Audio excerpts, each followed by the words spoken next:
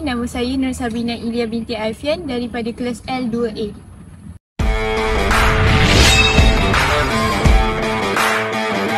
Assalamualaikum warahmatullahi wabarakatuh. Nama saya Umi Nazra binti Al-Sadi dari kumpulan 4.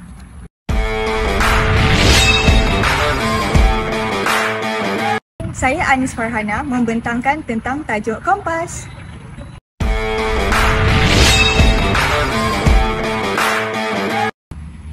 Hai, saya Daniel Rafika Amna dan selamat menonton video kami.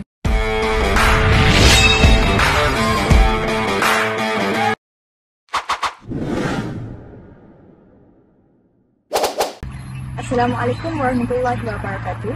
Kami dari kumpulan 4. Pada hari ini kami akan membentangkan tentang tajuk Kompas. Saya Anis Farhana akan menerangkan tentang apa itu kompas. Kompas terujuk sebagai sebuah alat navigasi yang digunakan untuk menentukan arah. Kompas membantu kita mengenal pasti arah mata angin utama seperti utara, barat, timur dan selatan. Ia berfungsi sebagai medan magnet bumi, iaitu jarumnya akan sentiasa menghala ke arah utara. Kompas telah pun digunakan sejak zaman dahulu oleh para pedagang dan pelayar untuk menerokai sesebuah kawasan. Kompas pada hari ini menjadi alat utama dalam aktiviti seperti penerokaan, pendakian, perkemahan, pendidikan dan sebagainya. Antara 3 contoh kompas ialah kompas magnetik tradisional, kompas lensatik yang digunakan oleh para tentera dan juga kompas digital yang boleh dijumpai di dalam telefon pintar. Walaupun teknologi moden pada hari ini telah menawarkan teknologi yang lebih canggih seperti GPS, kompas tetap menjadi pilihan utama semasa kecemasan maupun dalam kawasan yang tidak mempunyai liputan isyarat.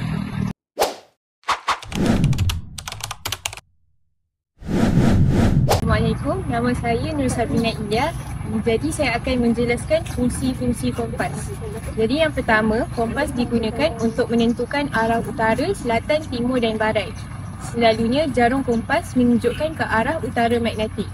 Yang kedua, kompas digunakan untuk menavigasi dan menentukan arah perjalanan kita semasa berada di alam yang terbuka. Contohnya di gunung, hutan dan laut. Ini bagi mengelakkan kita dari tersesat semasa menjelajah ataupun mendaki gunung. Yang ketiga, kompas digunakan untuk menyesuaikan peta dengan arahnya yang sebenar di lapangan. Ini membuatkan peta lebih mudah dibaca dan boleh digunakan secara tepat di lokasi yang nyata.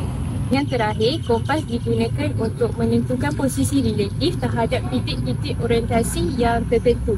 Maksudnya, kompas boleh membantu kita menentukan arah terhadap objek tertentu, contohnya gunung dan menara, dan untuk mengetahui perjalanan kita yang seterusnya.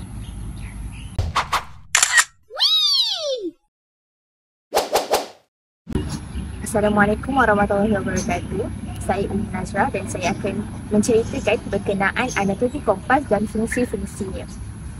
Dan anatomi kompas mempunyai beberapa komponen utama dan mempunyai fungsi-fungsi yang tersendiri. Yang pertama ialah jarum kompas. Jarum kompas berfungsi untuk menunjukkan arah utara magnetik. Jarum ini biasanya terletak di hujung utara dan boleh berfungsi secara sendiri. Seterusnya ialah piring kompas. Piring kompas boleh diputar untuk menetapkan arah yang ingin dituju. Terdapat takat-takat darjah di piring kompas tersebut. Antaranya ialah daripada 0 darjah sehingga 360 darjah untuk menetapkan arah yang tepat. Yang ketiga ialah penunjuk arah kompas. Anak panah ini berfungsi untuk menunjukkan arah yang ingin dituju oleh pengguna. Yang keempat ialah kotak jarum atau dikenali sebagai rumah kompas. Rumah kompas merupakan tempat di mana jarum kompas berada.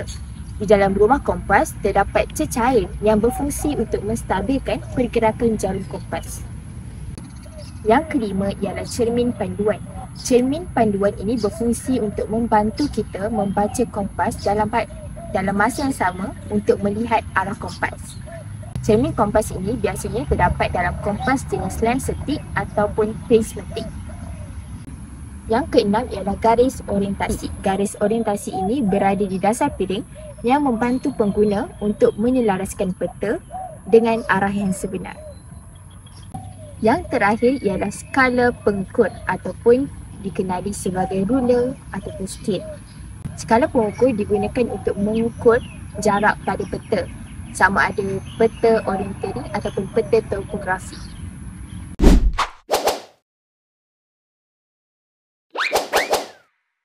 Assalamualaikum warahmatullahi wabarakatuh. Nama saya Dayah Fa'ana Timazani dan saya akan terangkan pasal cara penggunaan kompas.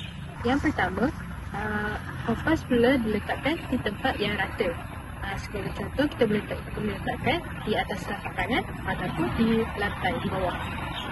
Yang kedua, kompas perlu selaras arah jarum dia dengan tulisan utara di kompas.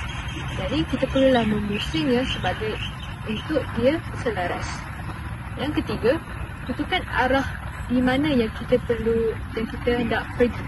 Sebagai contoh, jadi kompas mempunyai pelbagai jenis darjah.